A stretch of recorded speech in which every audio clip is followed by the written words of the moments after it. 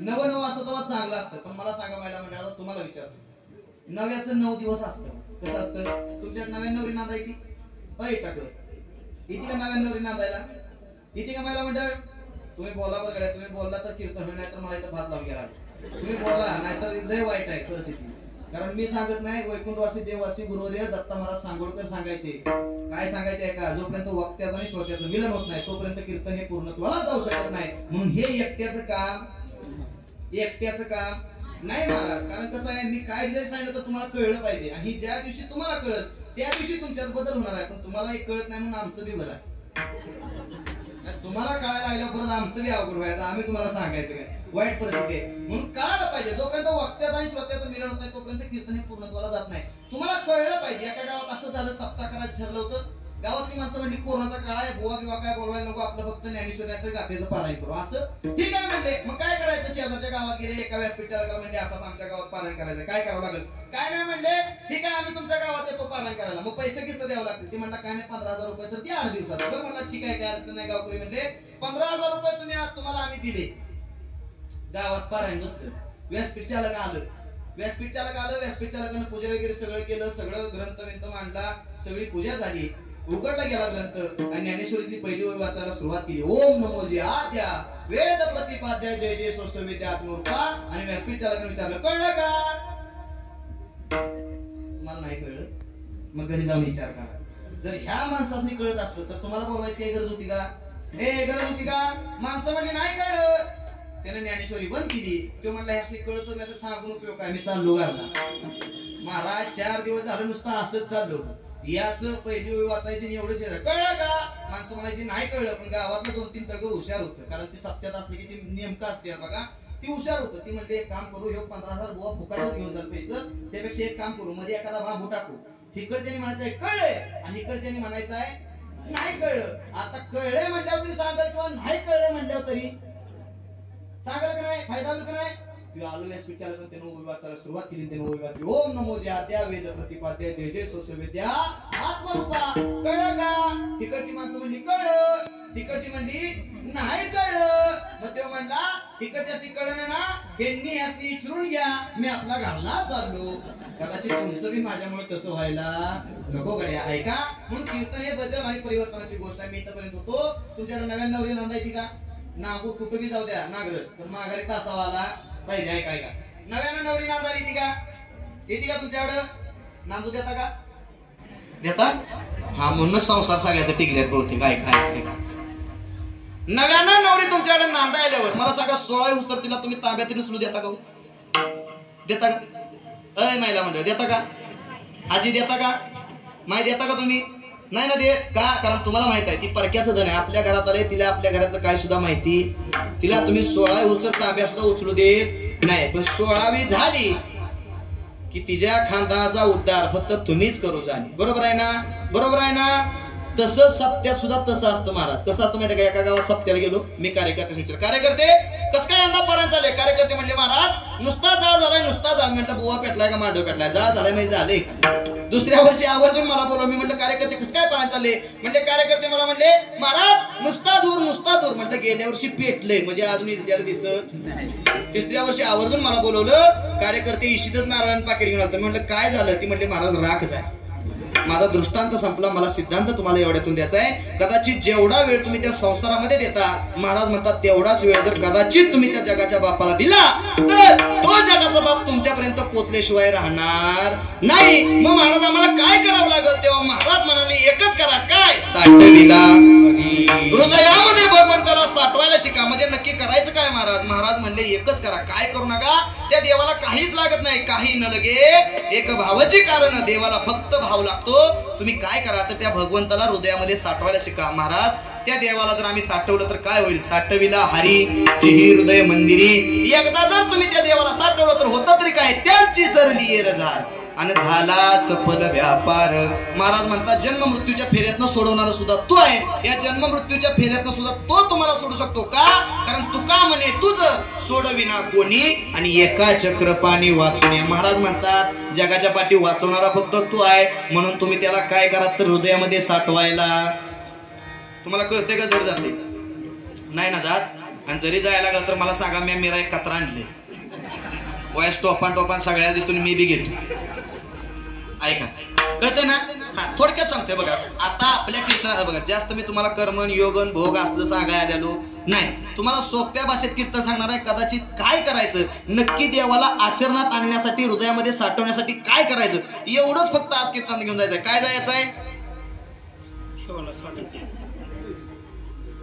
चांगल्या बघून चपल्या तरी नाही म्हणजे आल्यासारखं म्हणाय तर गावाचं आहे तर कीर्तनानं चांगलं नेलं आहे. काय का हृदयामध्ये भगवंताला साठवायचं आहे. काय करायचं आहे?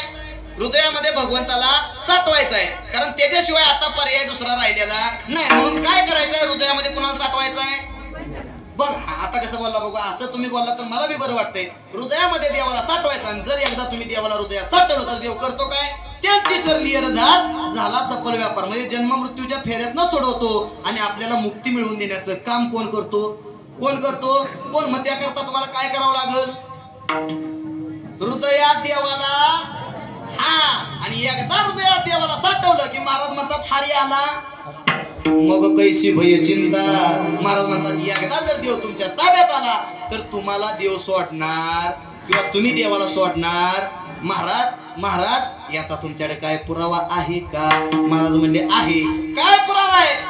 ज्यावेळेस मी देवाचं नाव घेतलं होतं त्यावेळेस विश्वाचा मालक मला घेण्याला माझ्यापर्यंत पोहोचला होता. हा सगळ्यात मोठा माझ्याकडं पुरावा आहे. महाराज मग तुम्ही काय केलं? महाराज म्हणले काय होतं? आयुष्यात जर हृदयात देवाला साठवलं तर तुका म्हणे हरी काही उरोनी दी उरी. महाराज म्हणतात एकदा जर त्या हृदयात देवाला साठवलं तर तुमचं सुद्धा काय होतं? तर तुका म्हणे हरी काही उरोनी दी उरी. त्यांची सरली झार आणि झाला सफल व्यापार. अभंगाचा सरळ अर्थ सांगितला. आता कीर्तन बंद करायला काय अडचण नाही.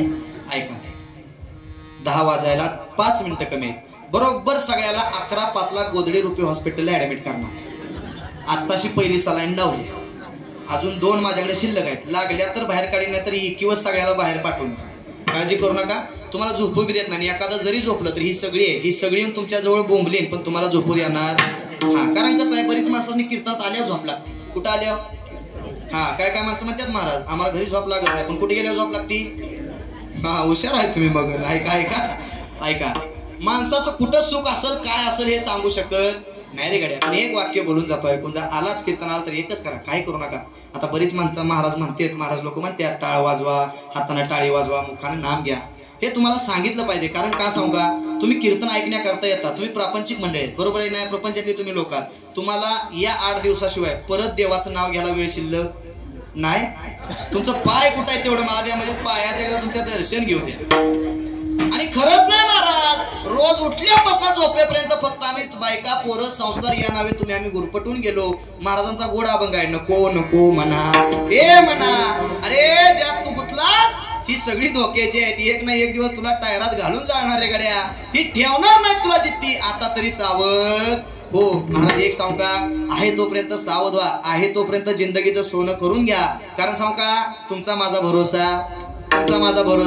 आणि खरंच नाही, कारण तुम्ही ज्या दिवस जगणार. अरे तुझा ना भरोसा न माझा भरोसा. अरे तुझा ना भरोसा न माझा भरोसा. जग हे कुणाचे सांग भल्या मानसा. कधी लागे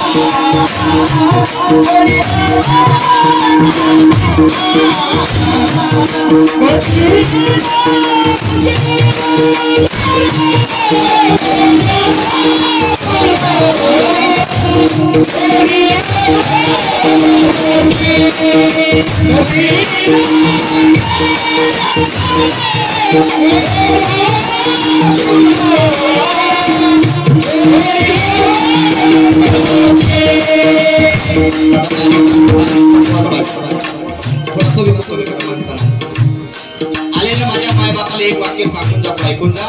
कानाला हिसका देऊ नये का. जर तुम्ही कीर्तना करता आला आणि कीर्तन टाइमपास आणि विनोद म्हणून तुम्ही इथपर्यंत पोहोचला असला तर वाक्य जबाबदारीने बोलतोय, लक्षपूर्वक ऐका. कीर्तन हे माध्यम विनोद आणि टाइमपासाचं, मी काय सांगतोय लक्षपूर्वक ऐका. कीर्तन हे माध्यम विनोद आणि टाइमपासाचं नाही. मग महाराज कीर्तन आहे तरी कसं. कीर्तन हे परिवर्तन आणि जगाच्या बापाला भेटण्याचं एकमेव साधन म्हणजे कीर्तन आहे. का. कारण जेथे कीर्तन असतं तिथे कोण असतं. जेथे कीर्तनाची जागा तेथे पांडुरंग उभा. ऐका, कीर्तन ही साधी गोष्ट नाही. या कीर्तनात आला तर कानाचा हिसका देऊ ऐका. हा एकदाच मिळालाय, परत मिळायचा मी सांगत नाही. एक योनी कोटी कोटी मग लागे मनुष्य देहाचा. अजून सांगतो, या महाराष्ट्राच्या मातीत अनेक संत झाले. त्यातील एका संतांचं नाव सांगून जातो, ऐकून जा. त्या संत महात्म्याचं इतका मोठं नाव होतं, ऐकून जा. त्या संत महात्म्याने काय केलं होतं, ऐकून जा. मेलेला माणूस होता, मेलेला माणूस. त्या मेलेल्या माणसाला उठवण्याची ताकद ज्यांच्यामध्ये होती, ऐकून जा. ज्यांनी भिंतीला हात लावावा आणि भिंतीला म्हणावं, ए भिंती अगं चल. कुणी म्हणावं, भिंतीला म्हणावं, ए भिंती अगं चल. चालविली जड भिंती हल्ली चांग याची भांती. मोक्ष मार्गीचा सांगा ती ज्ञानोबा माझा. अजून सांगून जातो, ऐकून जा. अरे माणसाला कुणीही बोलवायला लावलं. डॉक्टरच्या जवळ गेला, डॉक्टर ऑपरेशन करल, बोलायला लावल रे गड्या. पण ज्या माणसाला बोलताच येत नव्हतं, नुसतं ओरडण्याचं काम होतं, त्या रेड्याच्या मुखातून ज्यांनी वेद बोलवला त्यांचं नाव होतं संत ज्ञानेश्वर महाराज. अरे संत होऊन गेले. त्या संत महात्म्यांनी या महाराष्ट्राच्या मातीमध्ये 5 ग्रंथ दिले. त्यातील एका ग्रंथाचं नाव सांगतो, ऐकून जा. त्या ग्रंथाचं नाव होतं, जी तुम्ही ज्ञानेश्वरी पारायण करताना ती ज्ञानेश्वरी संत ज्ञानोबरायांनी या समाजाला सांगितली होती. 750 वर्ष झालं सांगून ठेवले माझ्या ज्ञानोबरायांनी. हे गड्या, अरे एकदाच मिळाले, हे परत मिळेल याची गॅरंटी नाही. उपरी होते नासे नासिले ते पुनरपी दिसे आणि हे गटी का यंत्र जैसे परिगम मिलेगा. आजा मेला पंजा मेला आणि बाप मेला. देखत देखत नातू पंतू तोही पैसा झाला. उठा उठा जागा पाठी वयाले मोठे. अरे पंढरी बासुरी तुझा भाव नाही कोठे. ऐका, एकदाच मिळालाय, परत मिळणार नाही. एका कविकारानं 2 ठिकाणी वर्णन केले, ऐका. जन्म मोलाचा नको तू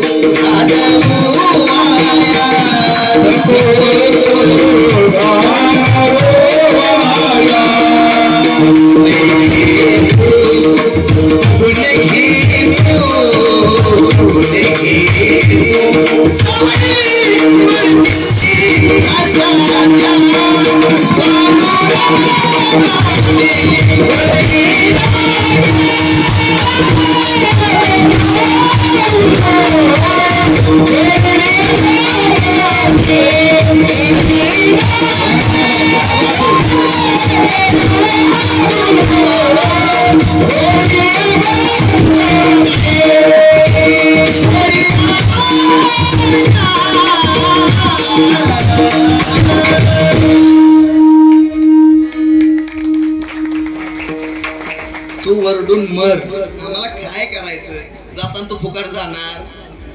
ज्याला गाण्याची आड आहे त्याला गाण्याची किंमत कळायची. ऐका, महाराज आलेल्या खिचडी खाल्लेली असत्यात उपास. महाराज गेले असेल ना. महाराज लय ताकद लागते कीर्तनाला, एवढं सोपं नाही. बरीच माणसं खाली बसून म्हणतात कीर्तन हे त्याला काय तवा काय बोलायचं असते तवा. एक जण उठलं, महाराजांना असंच म्हणलं. खाली बसलो तर आलं उठून तावा तावा आणि म्हणलं काय नाही, मी महाराजाचा आभार मानणार आहे. गावातली माणसं म्हणली अरे बस गप नाही तुला जमायचं कशाला लागलाय नादाला. नाही नाही मी महाराजाचा आभार मानणार आहे असं मान. ती नेमकं वर आलं ती सकाळ तर वर श्राद्धाला जाऊन कुठं जाऊन तर वरी श्राद्धाला ती नेमकं सकाळी जाऊन आलं ती आलं मोबाईल म्हणलं आत्ताच्या महाराजांनी गोड कीर्तन केलं प्रथमेश महाराज गुजर गोड महाराजांनी कीर्तन केलं वा काय गात होते वा वा महाराज गोड कीर्तन केलं महाराजांनी गोड कीर्तन केलं आणि आपल्या गावाला विनंतीला मान देऊन ती इथपर्यंत पोहोचले म्हणून त्यांना भावपूर्ण श्रद्धांजली. कळलं तर बघा नाही तर घरी गेल्या विचार. ऐका म्हणजे माणसं खालनं बोलता येतं पण उभा राहून बोलणं एवढं सोपं नाही. पण ऐका ती भगवंताची कृपा आशीर्वाद असावा लागतो का कारण आयुष्यात त्याची गोडी तुम्हाला लागली पाहिजे गड्या.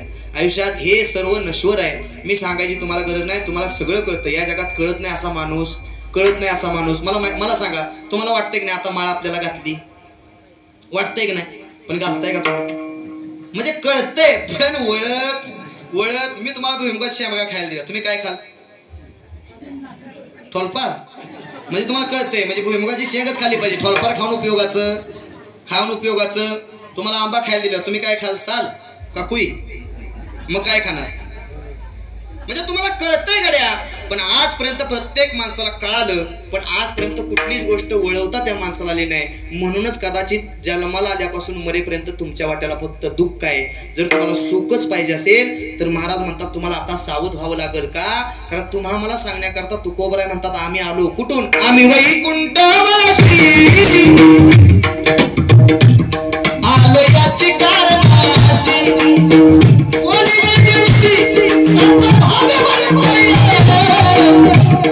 झाडू संताचे मार्ग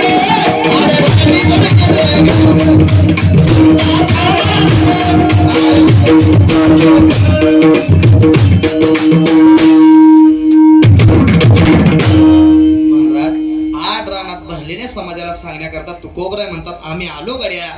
तरी या समाजानं ऐकलं नाही म्हणून या समाजाला सांगण्याकरता जगद्गुरु तुकोबराय सांगतात गड्या हो आता तरी सावध व्हा आता तरी इथपर्यंत यायला शिका कारण या जगात देवाशिवाय तुम्हाला कोणी वाचू शकत नाही. त्या भगवंताच्या नामस्मरणाशिवाय या जगात तुम्हाला काही सत्य वाटू शकत नाही. म्हणून इथपर्यंत पोहोचला तर एकच करा हातानं कोणी सुद्धा टाळी वाजवायची.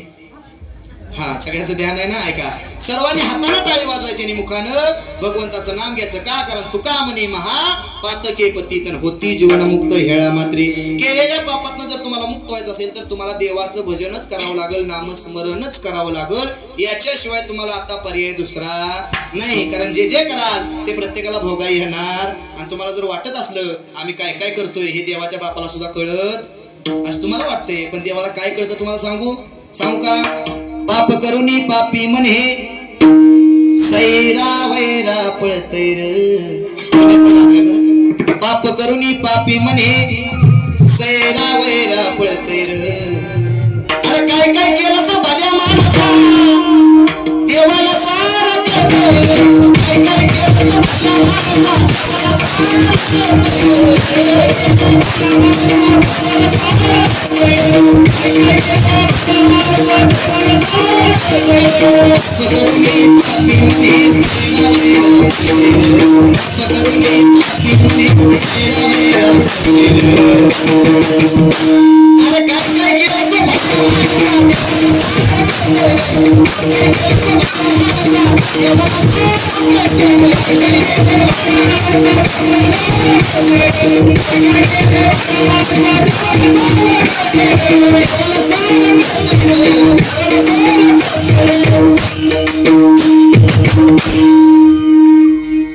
कुणी कोणाच्या बांधाचा दगड उपाटलाय हे सुद्धा देवाच्या डायरीत डिक्शनरीत सगळं लिहिलेलं आहे. किती जणांचं खाल्लं किती जणांची लग्न मोडली कोणाचं भांडण लावलं हे सगळं त्याच्या डिक्शनरीत आहे. तिथं गेल्यावरती प्रत्येकाला प्रत्येकाचं भोगावं लागणार आहे. म्हणून महाराज तुम्हाला मला सावध करतात सांगतात आता तरी जागे व्हा. ऐका ऐका आता जागा रे बाईनो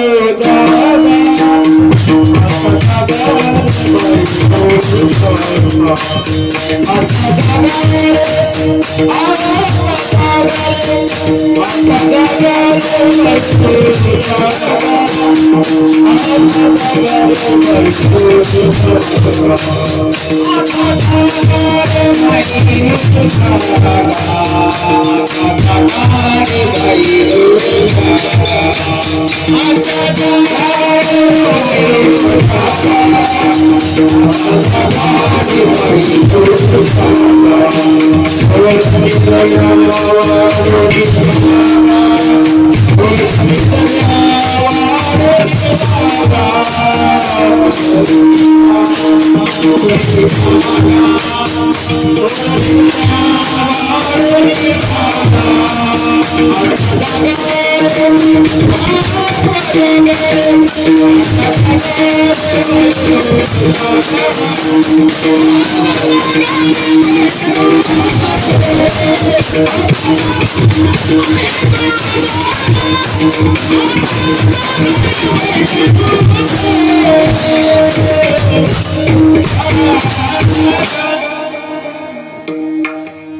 आता जागा रे बाईनो जागा, आता जागा रे बाईनो जागा. काय का महाराज म्हणतात आता तरी सावध व्हा आणि काय करा, सावध होऊन भजनी लागा.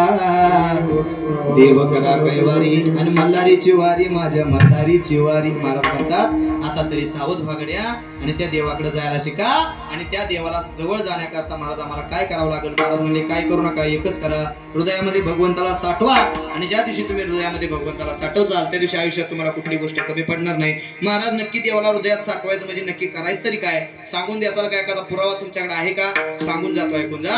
हृदयामध्ये भगवंताला साठवायचं म्हणजे नक्की करायचं काय, कारण देवाला दुसरं काहीच लागत नाही. मी मगाशी बी सांगितलं, देवाला फक्त तुमच्या अंतःकरणातला भाव लागतो. सगळेजण देवाला जाता, तुम्ही सगळे देवाला जाता, मला मंडळ तुम्ही जाता नाही, हे बी जात्यात म्हणा, पण ही रस्त्यानं जात्यात. रस्त्यानं चालली की नाही